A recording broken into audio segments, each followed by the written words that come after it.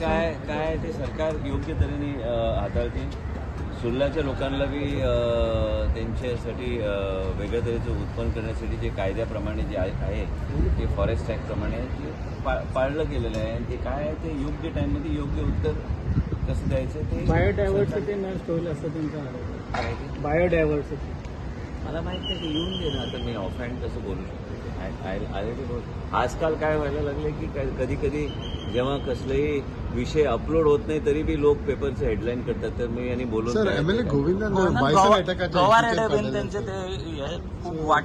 बरोबर आहे. पहिले बी आम्ही मिटिंग घेतलेली ते फॉरेस्ट मॅनेजमेंट प्लॅनान घेतले इतल्या वर्सां भितर तांकां वेगळ्या तरेचे न्यूट्रिशन पासून हांव सांगत आहा ह्यो सगळ्या गोष्टीचे तांकां ऑलरेडी सांगलेले आसा डिपार्टमेंटाक की योग्य तरेचो प्लॅन करून दिल्ली धाडून दियात.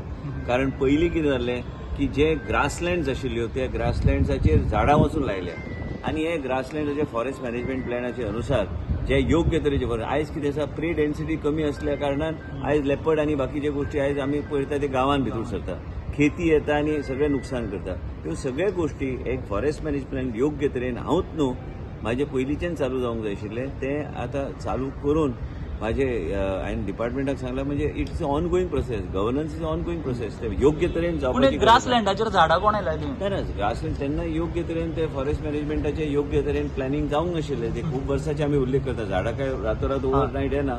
पण तुम्ही जर बांधवगड गेल्यार तुम्ही रंतमूर गेल्यार तुम्ही पळयतले की ग्रासलँड मॅनेजमेंट आणि फॉरेस्ट डिपार्टमेंट ज्या तरेचें काम करता ते करपाक आमी डिस्कशन आमच्या डिपार्टमेंटान ऑलरेडी आमी डिस्कशन केल्लें आसा.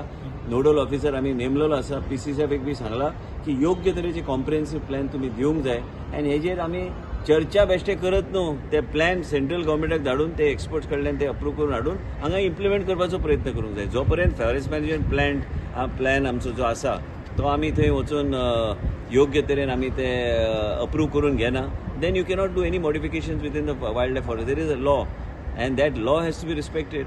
पण कितें जाला की हे तिनी गोष्टी खेतीचो विशय आसा हे गोविंदान सांगल्या प्रमाणे बायसनाचो विशय आसा आमकां 70 बी तेजो प्रॉब्लेम जाता.